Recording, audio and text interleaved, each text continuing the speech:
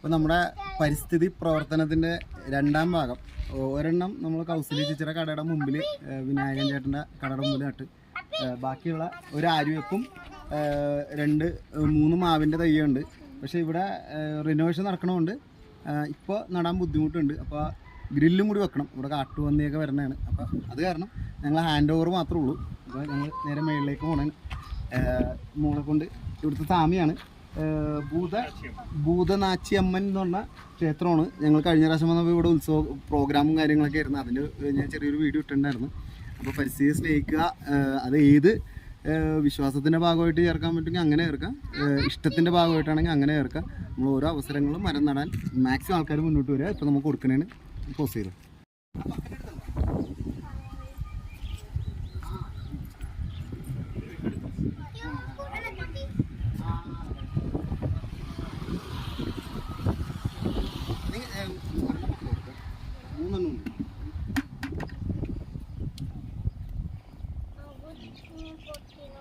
ഒരെണ്ണം ഇത് വീട്ടിൽ ഒരു 1.5-2 മാസത്തോളം ഞാൻ വളർത്തിയതാണ്. അപ്പോൾ അത് പിന്നെ പിള്ളേരെ കൊണ്ട് ഒരെണ്ണം ഇങ്ങനെ 2 പേരും കൊടുക്കും.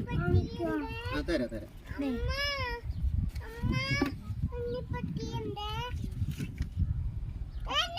ഇങ്ങനെ 2 പേരും കൊടുക്കും. ശിവു തന്നെണ്ടാ? വേണ്ട കുഴപ്പം. ഇനി ഇത് കുട്ടു കൊടുക്കും. ഇത് ആര്യവേപ്പാണ്. ഇവിടെ തമിഴ്നാട്ടിൽ ഭയങ്കര പ്രാധാന്യമാണ് ആര്യവേപ്പിന്, അതെല്ലാവർക്കും അറിയാമെന്ന് ഞാൻ വിശ്വസിക്കുന്നു. വിശ്വാസത്തിൻ്റെ ഭാഗം കൂടിയാണ് ആര്യവേപ്പ്. ദേവി ക്ഷേത്രത്തിൽ ആര്യവേപ്പിന് ഭയങ്കര പ്രാധാന്യമാണ്. അതും കൂടെ കൊണ്ടു കൊടുക്കും.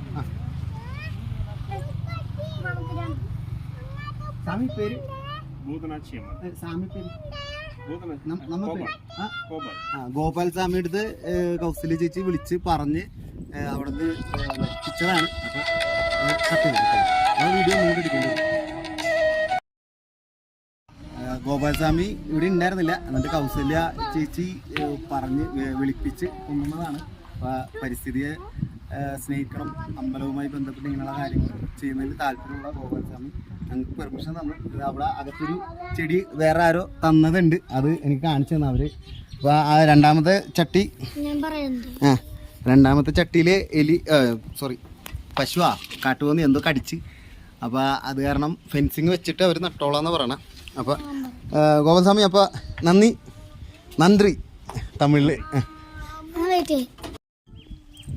மரங்கள் அழிந்து கொண்டு இருக்கும்போது இவங்க அதாவது காட்டு மரம் வளர்க்கணுன்ற ஒரு எண்ணமே ஒரு நல்ல எண்ணம்.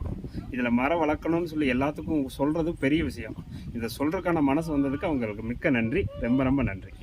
மரம் வளர்ப்போம், மழை நீரை சேகரிப்போம், மழை நீரை காப்போம். Okay, thank you sir.